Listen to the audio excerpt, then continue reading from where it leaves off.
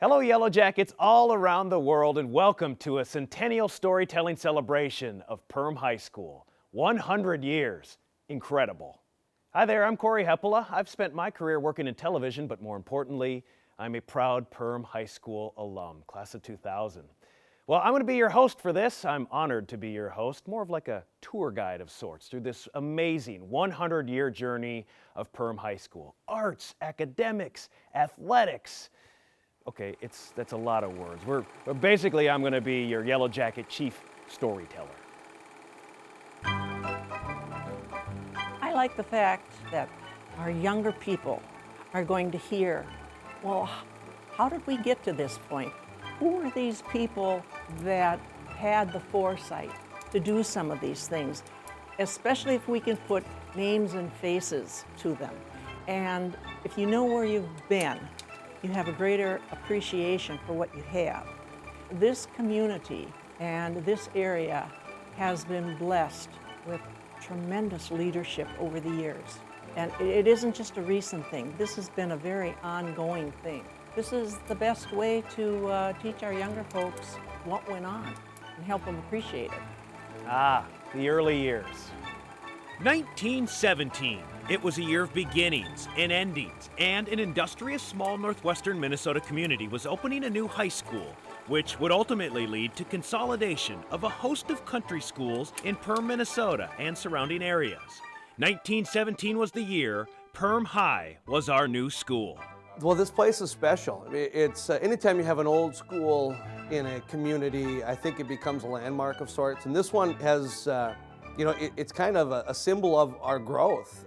You're talking pre-World War I time to post 9/11. I mean, that's just an unbelievable swath of time. So it's become a pillar of the community. It becomes something that everybody knows. And it is special because you think of the thousands of kids that have come through here and the thousands of stories that have really started from here, and it's pretty neat. It's been said for years and was true back then. If you build it, they will come. When Perham High was built, they did come. They were students and faculty, not only from Perham, but from surrounding country schools, outlying townships, and communities. Well, it wasn't easy because you had to do all your own janitor work and you had to make your own fires. And I was 19 years old when I started. Well, when I was teaching in the country and then moving into Perham, that was a big step for me. But it was so different, from the life in the country. Very nice. Well, I didn't have to do any janitor work, and the kids I had all the same age children, where I didn't in the country.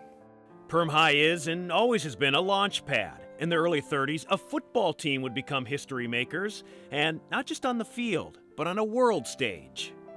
And it's a 1934 starting football team, so just 11 boys. There are 2 young men in there who became, as far as I know, the only 2 generals in Perham history.